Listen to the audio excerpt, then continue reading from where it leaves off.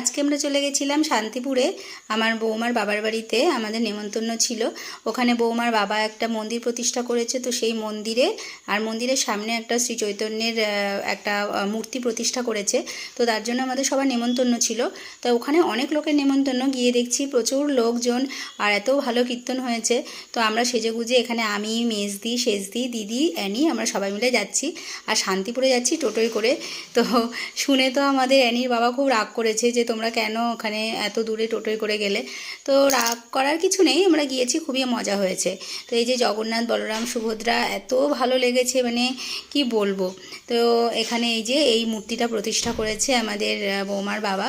তো আমরা একটু দেখলাম, প্রণাম করলাম। আর এখানে অনেক লোকের আয়োজন ছিল, মানে পুরো গ্রামটা পুরো নিমন্ত্রিত ছিল ওখানে।